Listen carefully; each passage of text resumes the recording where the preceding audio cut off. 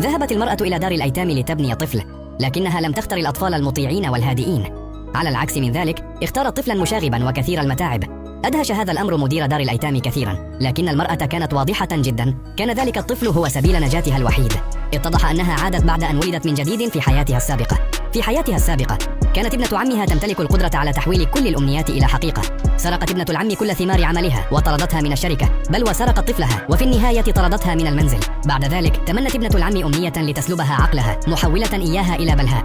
في اللحظة التالية مباشرة ولدت المرأة من جديد، وعادت إلى اليوم الذي أطلقت فيه ابنة عمها أمنيتها الأولى. قالت ابنة العم إنها تمنت أن تقوم المرأة بتعديل المشروع. في تلك اللحظة رأت المرأة سطر تحذير يظهر فوق رأس ابنة عمها. كلما تمنت أكثر ضعف عقلها أكثر، وعندما يصبح عقلها فارغا تماما ستتحول ابنة العم إلى بلهاء.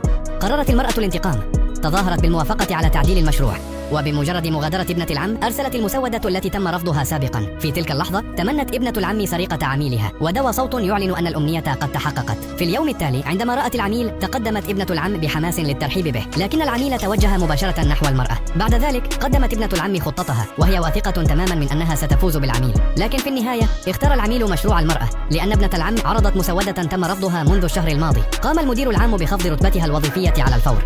عند عودتها إلى المنزل واصلت حماتها الضغط عليها لإنجاب طفل، وفي الوقت نفسه لم تتوقف عن مدح التحصيل الدراسي لابن المرأة. أرادت ابنة العم أن تتمنى أمنية أخرى لسرقة ذلك الطفل أيضا.